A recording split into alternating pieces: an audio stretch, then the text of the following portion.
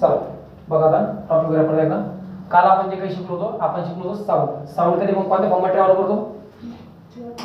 Sound कोणत्या फॉर्ममध्ये travel करतो? वेव्ह फॉर्म मध्ये. कोणत्या फॉर्म मध्ये? वेव्ह काय असते? Wave is a oscillatory disturbance travelling through medium. ज्या वेळेला ऑसिलेशन्स होत असते आणि ऑसिलेशन आपल्या मीडियम मधून, मग मीडियम कोणत्या असू शकतं? हवा असू शकते, पाणी असू शकतं किंवा सॉलिड सरफेस असू शकतो. या सगळ्यामधून ते ऑसिलेशन ट्रान्सफर होत असते किंवा पास होत असते. हा जो ऑसिलेटरी डिस्टर्बन्सचा फ्लो आहे याला आपण काय म्हणतो? वेव्ह म्हणतो. काय म्हणतो आपण? वेव्ह. वेव्हचे काल आपण दोन टाइप शिकलो होतो. दोन टाइप, लॉन्जिट्युडिनल वेव्ह आणि ट्रान्सव्हर्स वेव्ह. लॉन्जिट्युडिनल वेव्ह काय असते रे? सगळ्यांना माहिती आहे, वेव्ह चालताना कधी पण या प्रकारे चालत असते, अशी इकडे वेव्ह चालते आपली, बरोबर काय? मग वेव्ह ज्या वेळेला पलीकडे चालली, जर आपले पार्टिकल व्हायब्रेट होते. पार्टिकल व्हायब्रेट किती प्रकार होते? दोन प्रकार होते. दोन प्रकार म्हणजे काय रे? एक तर पार्टिकल आपल्या वेव्हच्या डायरेक्शनने बॅक अँड फोर्थ हे करत राहते. म्हणजे जर वेव्ह तिकडे चालली आणि आपले पार्टिकल्स पण जर याच प्रकारे व्हायब्रेट होत असतील तर याला पॅरलल. काय झालंय? पॅरलल. म्हणजे जिकडे वेव्ह चालली तिकडे आपले पार्टिकल पण काय होत आहे? व्हायब्रेट होत आहे. जर पार्टिकल आपल्या वेव्ह प्रोपॅगेशनला पॅरलली व्हायब्रेट होत असतील त्याला म्हणतो आपण लॉन्जिट्युडिनल वेव्ह. कोणती वेव्ह म्हणतो आपण त्याला? Longitudinal wave. आणि त्याच ठिकाणी जर ते पार्टिकल कधी कधी काय होत असतं, जसं आपण ते स्प्रिंगच्या वेळेला एक्सपेरिमेंट केला होता त्यावेळेला पाहिलं होतं, पार्टिकल जागेवर अप डाऊन करते आणि आपली जी वेव्ह होती वेव्ह कुठे जाते? तिकडे जाते. म्हणजे वेव्ह तिकडे जाते, पार्टिकल जागेवर अपडाऊन होते. वेव्ह कुठे चालली? पार्टिकल जागेवर अप डाऊन होते. त्या कंडिशनला पार्टिकलला परपेंडिक्युलर व्हायब्रेट होते. कशी व्हायब्रेट होते? परपेंडिक्युलर. जर पार्टिकल परपेंडिक्युलर व्हायब्रेट होत असतील त्या ठिकाणी तयार झालेली जी वेव्ह असते तिला आपण कोणती वेव्ह म्हणतो? Transverse wave. काय म्हणतो आपण तिला? म्हणजे काय रे? If particles of the medium oscillates in parallel direction to the wave propagation about their mean position, then the wave is called longitudinal wave. And if the particle of the medium oscillates perpendicular direction to the wave propagation about their mean position, then it is called transverse wave. काय म्हणतो आपण तिला? इथपण सगळ्यांना माहिती होतं, इथपण सगळ्यांना कळालेलं आहे. मग आपण पुढे एक सिंपल वेव्ह पाहिली होती. एक वेव्ह आपण ज्या वेळेला घेतो, मी तुम्हाला कालही सांगितलं होतं, एकदम सिंपल फंडा असतो बघा रे. समजा जर आपण ऑसिलेशन कन्सिडर केलं, एक खेळा घ्या, खेळाला खाली बॉल बांधा, त्या बॉलला धक्का मारा. काय मारा बॉलला? त्या धक्का. बॉलला धक्का मारल्यावर तो बॉल इकडे वर जाईल का? असा बरोबर काय? तो बॉल इकडे वर चालला की तोच आपण आपल्या वेव्ह मध्ये असं वर घेऊन जातो त्याला, बरोबर आहे? पण मला सांगा रे, हा बॉल असाच वरती निघून जाईल का? तो काय होईल? काही वेळा पुन्हा वापस येईल ना. तो पुन्हा वापस येतो, म्हणजे पुन्हा वापस त्याच्या मेन पोझिशन कडे येतो. त्याच्या मेन पोझिशन कडे सेंटर पोझिशनला वापस येतो. म्हणजे तो पुन्हा वरतून पुढे येईल, पुन्हा असा खाली येईल. समजलं काय? म्हणजे पार्टिकल इकडे गेला, वापस जागेवर आला. पण तो वापस जाऊन थांबतो कधी म्हणतो? तो काय करतो? वर जातो, पण इकडे डायरेक्शनला जातो का? बरोबर आहे का? जसं तो अगोदर वर गेला होता, आता कुठे जाईल? तो खाली जाईल इकडे. म्हणजे इकडे खाली जातो, पण असा पूर्णच इकडे येऊन नाही का? तो काहीतरी लेवलला जाईल, तिथून पुन्हा पुढे येतो, वापस येईल. याला म्हणतो आपण एक्स्ट्रीम पोझिशन. कोणती position? Extreme position. Maximum distance जो इकडे कव्हर करू लागला याला म्हणायचं एक्स्ट्रीम पोझिशन. मग तो एक्स्ट्रीम पोझिशनला जातो आणि तिथून पुन्हा काय करतो? वापस जागेवरती येतो. मग तो वापस इथपर्यंत आला, गेला, आला, वर गेला, वापस आला. मला सांगा, एक व्हायब्रेशन पूर्ण झालं, एक ऑसिलेशन पूर्ण झालं, पण हे असं एकाच ऑसिलेशनवर थांबून काय थांबल का? ते काय करतो? पुन्हा इकडे जाईल, म्हणजे कुठं चालला तो? पुन्हा वर चालला इकडं, पुन्हा पुढे करतो खाली. आणि हा जो पॅटर्न आहे हा पॅटर्न लगातार चालू राहतो. डोक्यात बसतं काय का? हा पॅटर्न लगातार चालू असतो, याला म्हणतो आपण वेव्ह. काय म्हणतो आपण? वेव्ह. डोक्यात बसतं काय? तर मग आता वेव्ह ज्या वेळेला चालू असते, आता हे आपण ज्या वेळेला साऊंड बद्दल शिकतो, कशाबद्दल शिकतो आपण? साऊंड बद्दल. समजा हे आपलं ऑसिलेशन झालं, याचा आपला काही संबंध नाही. आपण जे बघतोय ते about the density of the particle in the medium ते बघतो आपण. जसं की आपल्या सगळ्यांना माहिती आहे की एअर मध्ये पार्टिकल भरपूर सारे. ज्या वेळेला कोल्युजन होतं त्या एअर मधले पार्टिकल व्हायब्रेट व्हायला सुरुवात होती. म्हणजे काय करते ते? काही ठिकाणी जमा होते, काही ठिकाणून दूर जाते. लगातार कॉम्प्रेशन रेरिफॅक्शन तयार करते. तर मला सांगा, मी जर समजा या ठिकाणी असे दोन रिजन तयार केले,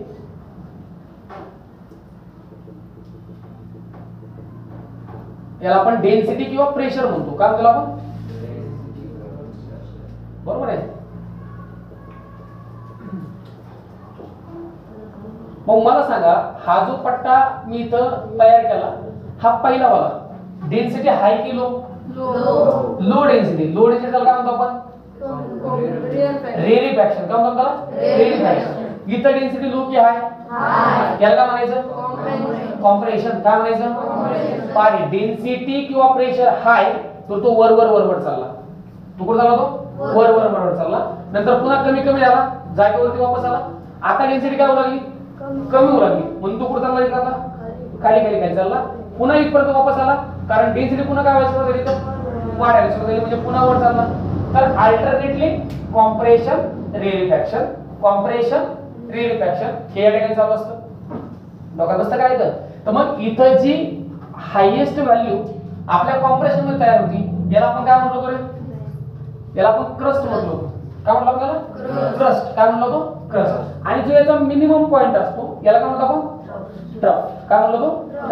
आता एक रेरिफॅक्शन सॉरी एक कॉम्प्रेशन आणि एक रेरिफॅक्शन, एक कॉम्प्रेशन आणि एक रेरिफॅक्शन दोघांनी मिळून जी तयार होते तिला म्हणतो आपण वेव्ह सायकल. काय म्हणतो आपण तिला? Wave cycle.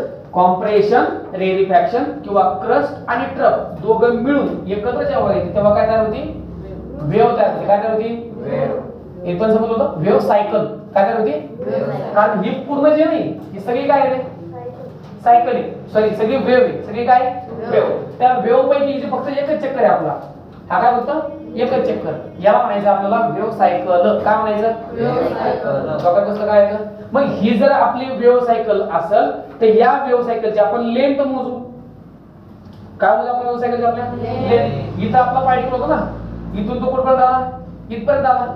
तर इथून तर इथपर्यंत जे काही डिस्टन्स असतं किंवा जी आपली वेव्ह सायकल आहे त्या वेव्ह सायकलची जी काही लेंथ असते तिला म्हणतो आपण वेव्ह लेंथ. काय म्हणतो आपण तिला? Wave length. फक्त ते वेव्ह लेंथ इथून इथं मोजण्यापेक्षा आपण काय करतो रे? समजा मी जरा इथून इथं सरकलो पुढे आलो. कसं आहे? इथून थोडंसं पुढे सरकलो मी पुढे इथं आलो. जर मी स्टार्टचा पॉइंट थोडासा पुढे सरकवला तर मला इकडचा पॉइंट पण थोडासा पुढे सरकवावा लागेल. म्हणजे मी पुढे गेलो इथं येऊन येईल त्याला. मला सांगा हा पॉइंट आपला क्रस्ट होता. मग हा पॉइंट पण काय असेल? क्रस्ट असेल. कारण वरचे जे काही पार्टिकल होता आपण क्रस्ट म्हणतो. मग मला सांगा मी जर हे डिस्टन्स कन्सिडर केलं, हे डिस्टन्स आणि हे डिस्टन्स दोघं पण सेमच आहे सर. दोघं पण सेमच आहे बरोबर आहे काय? तर काय सांगितलं आपण? हा क्रस्ट आणि हा क्रस्ट याच्यामधलं जे अंतर याला काय म्हणायचं आपल्याला? वेव्हलेंथ. काय म्हणायचं? So what is the wavelength? Wavelength is the distance between two consecutive crust or two consecutive trough. What is wavelength? Distance between two consecutive crust or trough is called wavelength. तिला काय म्हणायचं? wavelength. आणि wavelength आपण दाखवतो कशाने रे? Lambda दाखवतो. कसं दाखवतो आपण? इथपर्यंत आपण आलो होतो. मग परत आपण एक गोष्ट शिकलो होतो. आता वेव्ह जर इथून निघाली, इथून जर आपला पॉइंट एक निघालेला आहे, हा पॉइंट एक सायकल पूर्ण करत इथपर्यंत आला बरोबर आहे काय? मग याने जी एक सायकल पूर्ण केली आणि सायकल पूर्ण करताना या पॉइंट पासून तो या पॉइंट पर्यंत पोहोचला. इथं पोहोचेपर्यंत त्याला काहीतरी वेळ लागला असेल, काहीतरी टाइम लागला असेल. तर त्याला एक सायकल पूर्ण करायला जो टाइम लागला त्याला म्हणलं आपण टाइम पिरियड. काय म्हणलं आपण त्याला? टाइम पिरियड दाखवायचं कशाने? कॅपिटल टी ने. कशाने दाखवायचा? Capital T. इथपण सगळ्यांना माहित होतं. यात कोणाला काही प्रॉब्लेम नव्हता काही. मग आपण नंतर काय शिकलो रे? चला ठीक आहे. सगळं आपण एक सायकल पूर्ण व्हायला किती टाइम लागतो हे आपण मोजलं. एक सायकल पूर्ण व्हायला जो टाइम लागला त्याला आपण काय म्हणलो? टी म्हटलो. काय म्हटलो आपण त्याला? पण जर याच ठिकाणी मी काय केलं? 1 मिनिटाचा टाइम लावला. 1 मिनिट म्हणा किंवा 1 सेकंद म्हणा किंवा 1 आवर म्हणा. ठीक आहे. जो मिनिट सेकंद आवर घेतला तो तुम्ही 1 घेतला. किती घेतला फक्त? 1. याला आपण युनिट म्हणतो. काय म्हणतो आपण? युनिट म्हणजे 1 असतं. युनिट म्हणजे काय असतं? 1. मग ते काही पण असू द्या. 1 सेकंद असेल, 1 मिनिट असेल, 1 आवर असेल, 1 डे असेल, 1 इयर असेल, काही पण. फक्त किती पाहिजे? 1. याला म्हणतो आपण युनिट टाइम. काय म्हणतो आपण? Unit time. मग समजा मी काहीतरी स्पेसिफिक 1 मिनिटाचा टाइम लावला. किती मिनिटाचा लावला मी? 1 मिनिटाचा. आणि 1 मिनिटात मी अशा किती सायकल झाल्या ते मोजलं. 1 मिनिटामध्ये किती सायकल झाल्या मी मोजल्या. 1 मिनिटात जेवढ्या सायकल होतील त्याला म्हणायचं फ्रिक्वेन्सी. काय म्हणायचं? फ्रिक्वेन्सी. 1 मिनिटामध्ये ते परत परत परत त्या सायकल किती वेळा तयार झाल्या, किती वेळा परफॉर्म झाल्या त्याला म्हणायचं फ्रिक्वेन्सी. फ्रिक्वेन्सी कधी पण दाखवायची? न्यू ने. कशाने दाखवायची? न्यू म्हणजेच कोंबडा आलेला यू असतो आपला. इथपर्यंत आपण शिकलो होतो. हे असं यू असतो ना बघा न्यूला. ठीक आहे. इथपर्यंत आपण सगळं शिकलो होतो. याच्यात आपल्याला आणखी एक वर्ड राहिला होता एक छानसा जिसका नाम है एम्प्लीट्यूड. क्या म्हणतात आपण अँप्लिट्यूड. आता अँप्लिट्यूड काय असतं रे, तर जसं आपण सांगितलं इथं गर्दी होऊ लागली, मला सांगा समजा आपला हा हॉल आहे, या हॉलमध्ये तुम्ही सगळेजण बसता इथं, बरोबर आहे का रे, सध्या एकदम मोकळे चाकळे बसले. जर मी आणखी लोक आणले तर क्लासमध्ये काय होईल, गर्दी झाली. गर्दी झाली म्हणजे काय वाढली, डेन्सिटी वाढली. काय वाढली, गर्दी झाली म्हणजे काय वाढली, डेन्सिटी वाढली. जसं बाहेर पटकन डेन्सिटी वाढली, डेन्सिटी वाढली. जितके लोक आतमध्ये येत जातील तितकी डेन्सिटी काय होईल, वाढत जाईल. मला सांगा रे, मला जेवढी पाहिजे तेवढी डेन्सिटी मी या क्लासमध्ये वाढवू शकतो का रे? म्हणजे मी असं विचार केला की मला लोक क्लासमध्ये बसवत जायचे, बसवत जायचे, बसवत जायचे, बसवत जायचे, मग मी किती लोक बसू शकतो का रे? नाही. काय वाटतं बरं, या हॉलमध्ये किती लोक बसतील मॅक्सिमम? 50. जर दाटी वाटी करून बसवले 60 बसतील, 70 बसतील, 80 बसतील. पण एक पॉइंट असा येईल की त्या पॉइंट नंतर या हॉलमध्ये पाय ठेवायला पण जागा राहणार नाही. समजतं काय काय त्या पॉइंटला काय म्हणून आपण मॅक्सिमम कॅपॅसिटी म्हणूया हॉलची. जास्तीत जास्त एवढे आता इथून पुढे कधी डोकं जरी पटकलं तरी आपण कोणी बसू शकणार डोक्यात बसतं काय.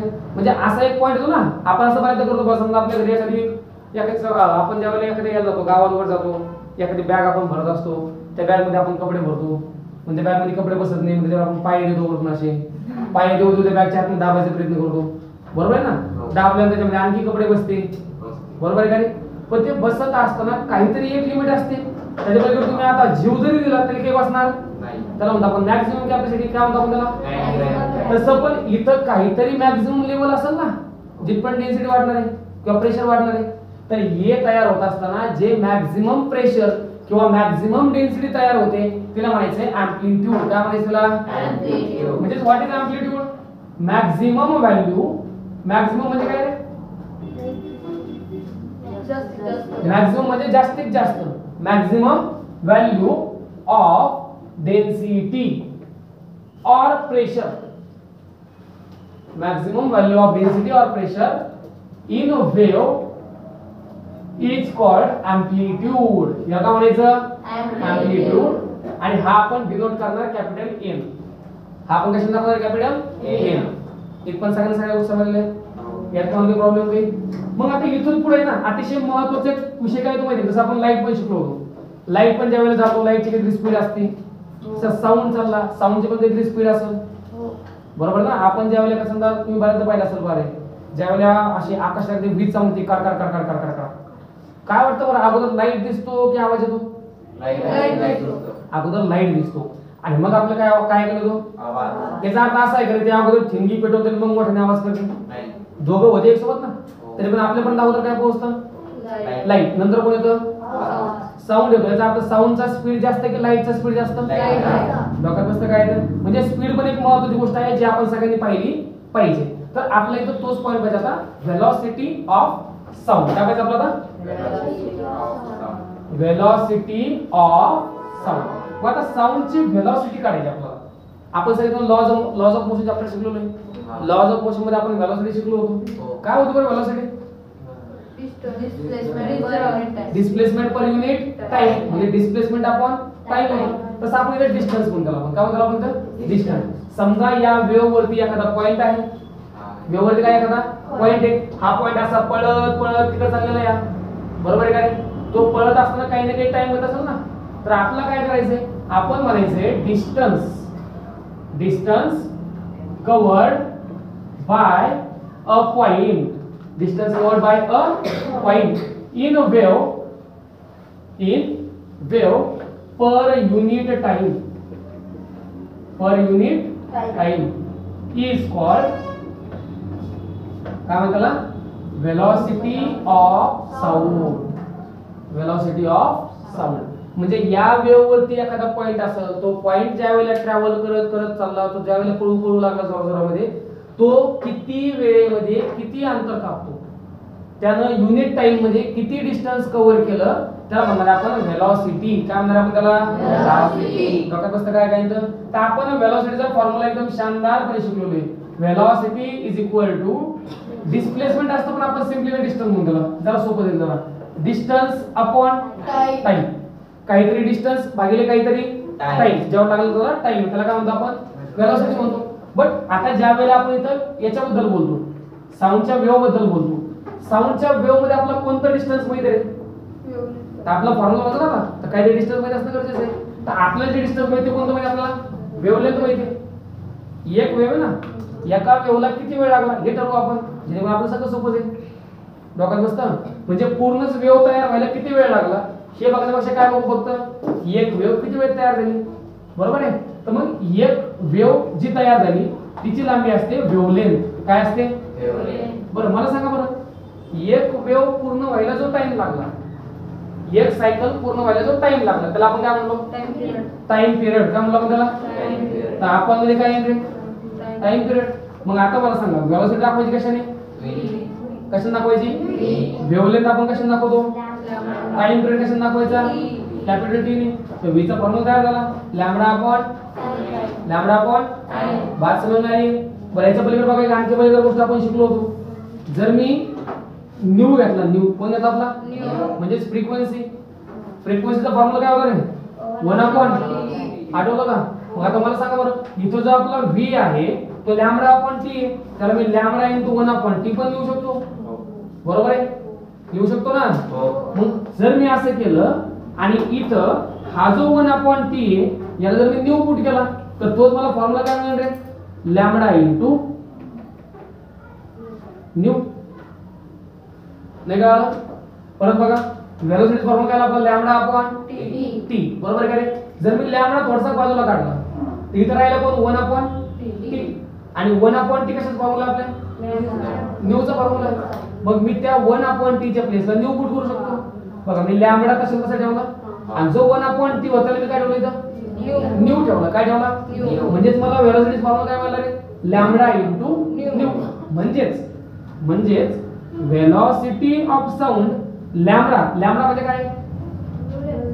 वेव्हलेंथ. लॅम्बडा म्हणजे काय? वेव्हलेंथ. आणि न्यू म्हणजे काय? फ्रिक्वेन्सी. तर आपल्या वेलोसिटीचा शानदार फॉर्म्युला तयार झाला. Velocity is equal to wavelength into frequency. एक हा फॉर्म्युला आणि एक हा फॉर्म्युला, दोनही फॉर्म्युला आपल्या अतिशय जास्त महत्त्वाचे आहे. बघा जर मी संपूर्ण एक्झाम्पल सांगितलं, ठीक आहे? समजा मी सांगितलं sound with wavelength 5 angstrom and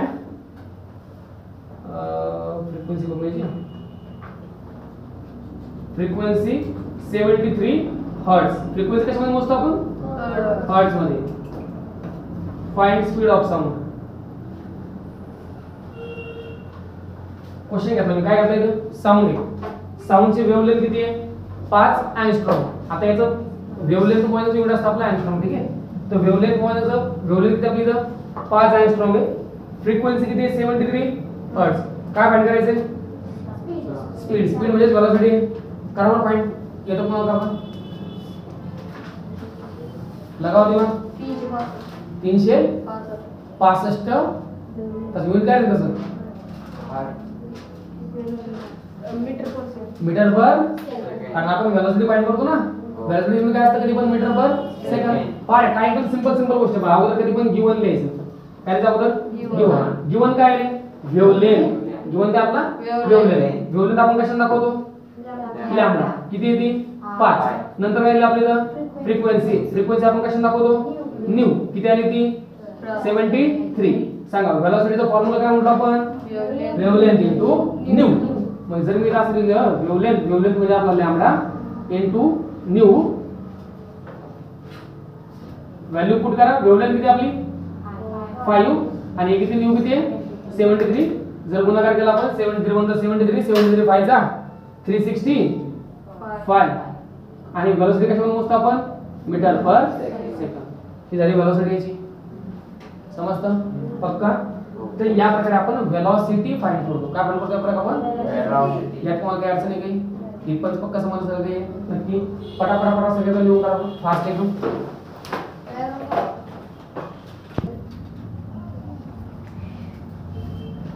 देखो speed of sound depends on medium. For specific condition. समोर पहा, स्पेसिफिक कंडिशन म्हणजे काय रे? टेम्परेचर असतं, काय असतं आपलं? टेम्परेचर असतं, त्यानंतर डेन्सिटी असते. या सगळ्या गोष्टी म्हणजे आपण समजा लोची कंडिशन असते. या गोष्टी जर समजा आपण काहीतरी स्पेसिफिक पकडल्या तर साऊंडचा स्पीड मीडियम वर डिपेंड करतो. कशावर डिपेंड करतो? मीडियम आपल्याकडे 3 प्रकारचे असते, सॉलिड, लिक्विड, गॅस. मी सध्या तुम्हाला बोलतोय, माझा आवाज तुमच्यापर्यंत पोहोचतोय. माझा आवाज तुमच्यापर्यंत पोहोचत असताना आपल्यामध्ये कोणतं मीडियम आहे? गॅस आहे. एअर ना, एअर म्हणजे काय असतो प्रकारचा? गॅस आहे. असंच काही लोक जर समजा असं नोटीस केलं असेल, तुम्ही आपल्या समजा बेंचवर डोकं टेकून बसतो आपण, सिंपल एकदम त्या बेंचवर असं टुकूर टुकूर करत बसायचं एकदम. नाही, डोकं टेकायचं नाही, डोकं टेकायचं नॉर्मल असं एकदम. जर तुम्ही असं वरच्या वर टुक केलं तर आपला आवाज कमी येतो. आपला आवाज कसा येतो? आपला कमी. ते जर आपल्याला कान लावला आणि मग टुक केलं तर काय होतं? आवाज आपल्याकडं जास्त येतो. बरोबर आहे का नाही? चला बस करा, बस. नाही झालं आता. याचा अर्थ काय बोलतो आपल्याला? ज्या वेळेला आपण किंवा वाटलं तर आपण समोर पण करू शकतो रे. समोर आता कोण करायचं? या समोर एकच इथं लक्ष द्यायचं. असं थोडंसं पाहतो तुम्ही, असं हिरोवर असं ना, ते बघा मी याच्यावरती टुक टुक वाजवतो, तुला आवाज ऐकायचा आहे आणि तुम्ही सगळ्यांनी पण आवाज ऐकायचा आहे. ठीक आहे? इथं मी ज्यावेळेला इथं मारत असं टुकूर टुकूर, आवाज व्यवस्थित ऐकायचा. ठीक आहे?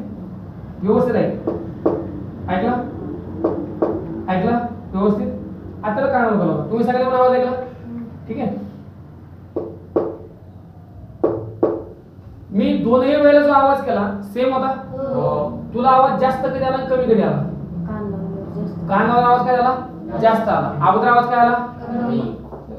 अजून कोणाला ट्राय करायचं का? याला मी असं काही पैसे वगैरे नव्हते ये गण बघ चालेल. आणखी कोणाला पाहिजे? याचा विषय तर झालं काय रे? ज्या वेळेला तुझ्या समोर उभा होता, त्याला कान लावलेला नव्हता, मी जेव्हा इथे वाजवलो ना, इथला आवाज त्याच्यापर्यंत पोहोचला. काही तर व्हायब्रेशन तयार झाले, पण ते व्हायब्रेशन जे ट्रॅव्हल झाले का, ते कशातून ट्रॅव्हल झाले? एअर मधून. कोण ट्रॅव्हल झाले? एअर म्हणजे कोणतं मीडियम आहे? गॅस. जेव्हा त्याला कान लावला का, मी जेव्हा इथं मारलं, व्हायब्रेशन तयार झाले. हे व्हायब्रेशन पळाले कशावरून? आपल्या बोर्डवरून पळाले. आणि बोर्ड काय आहे? सॉलिड आहे. याचा अर्थ साऊंडचा स्पीड जास्त कुठे आहे आणि कमी कुठे आहे? डोक्यात बसतं काय इथं? तर हेच आपल्याला सांगायचंय.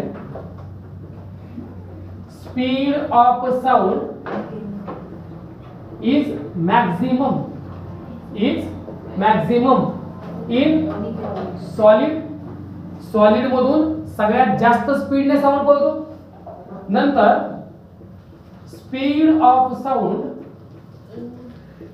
Is moderate in liquid. Maximum म्हणजे सगळ्यात जास्त, मॉडरेट म्हणजे मध्यम. मॉडरेट म्हणजे काय? मध्यम. आणि speed of sound is minimum म्हणजे कमीत कमी. मिनिमम इन गॅस म्हणजे गॅस मध्ये बोलताना साऊंडचा स्पीड सगळ्यात कमी असतो, लिक्विड मध्ये वाढतो आणि सॉलिड मध्ये सगळ्यात जास्त होतो. म्हणजे सध्या मी जे तुम्हाला बोलतोय, माझा आवाज तुमच्यापर्यंत पोहोचतोय. हा आवाज पोहोचण्यामध्ये मीडियम कोणते आपल्या? एअर, गॅस आहे. इथून ज्यावेळेला मी बोलतोय तर साऊंडचा स्पीड कसा आहे? सगळ्यात कमी स्पीड आहे. हे जर आपण समजा असं दिवार भिंत बोलतो तर आवाज तुमच्याकडे लवकर पोहोचेल. तुम्ही सगळ्यांना स्ट्रिंग टेलिफोन ऐकलं का कधी? स्ट्रिंग टेलिफोन ते असं पाहिजे, असे 2 चहाचे कप घ्या, आठवत असं त्याला एक दोरी बांधा, इकडे एक कप लावा, असा एकाचं एक जणांना बोलायचं, या इकडे कान लावायचा. तुम्ही भले लांब थांबा एकदम. मी जर नॉर्मल जर मी बोललो तर माझा आवाज त्या व्यक्तीपर्यंत पोहोचणार नाही. पण तेच जर आपण असं स्ट्रिंग टेलिफोन लावलं, मी इकडून बोललो त्याला जर असं कानाला लावला तर इकडचा आवाज त्याच्यापर्यंत पोहोचतो. मी नॉर्मली बोलतो तर आवाज जाणार नाही, पण हा आवाज त्याच्यापर्यंत पोहोचल. असं का होतं रे? कारण अगोदर मी ज्या वेळेला बोलतोय का डायरेक्टली, त्यावेळेला मीडियम कोणतं आपल्याकडं? गॅसचं मीडियम. इथं साऊंडची स्पीड कशी एकदम कमी, त्याच्यामुळे तेवढा आवाज त्यापर्यंत पोहोचत नाही. पण जेव्हा आपण दोरी बांधली, याच्या आतमध्ये जमा झालेले व्हायब्रेशन या दोरी मार्फत गेले. आता दोरी म्हणजे कोणतं मीडियम झालं? सॉलिड. सॉलिड व्हायचा स्पीड कसा आहे? जास्त आहे. म्हणून इथून तो आवाज तिथपर्यंत पोहोचतो, आपल्या हवेतून बोलताना पोहोचत नाही. डोक्यात कसलं काय तर म्हणजे तुम्हाला शिकायची गोष्ट एकच आहे, नॉर्मल एकदम. साऊंडचा स्पीड सगळ्यात जास्त कशामध्ये? सॉलिड मध्ये, नंतर आणि सगळ्यात कमी कुठे आहे? गॅस. डोक्यात कसं काय तर त्यांनी म्हणजे बऱ्याच सायंटिस्ट लोकांनी काय केलं, समजा काही एक्सपेरिमेंट केले, भरपूर सारे एक्सपेरिमेंट केले आणि वेगवेगळ्या मेटल मधून, वेगवेगळ्या धातूमधून किंवा वेगवेगळ्या मीडियम मधून साऊंडचा स्पीड काय असं हे चेक करण्याचा प्रयत्न केला आणि चेक करून त्यांनी एक छानसा टेबल तयार केला. तुमच्या बुकमध्ये टेबल दिलं तुम्हाला, टेबल दिला बघा. टेबल व्यवस्थित बघायला का? त्या टेबल मध्ये सगळ्यात वरती कोण आहे? ॲल्युमिनियम. कोण सगळ्यात वरती? ॲल्युमिनियम. ॲल्युमिनियमचा स्पीड 5000 समथिंग आहे. किती आहे? 5,500. आणि निकेलचं किती आहे? 6,440. तर सगळ्यात जास्त स्पीड निकेलचा आहे. निकेल सॉलिड आहे. विचार करा, 6,440 metre per second. 6,440 metre per second म्हणजे काय? जवळपास 6.5 किलोमीटर साऊंड बोलतो एका सेकंदात. 6,040 फक्त. अच्छा, जवळपास 6 किलोमीटर साऊंड जातो. किती याच्यामध्ये? फक्त एका सेकंदामध्ये. एका सेकंदात साऊंड 6 किलोमीटर जातो. कशामधून? निकेल मधून.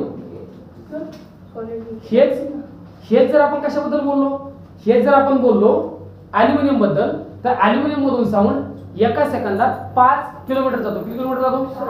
जवळपास 5-5.5 किलोमीटर जातो. ठीक आहे.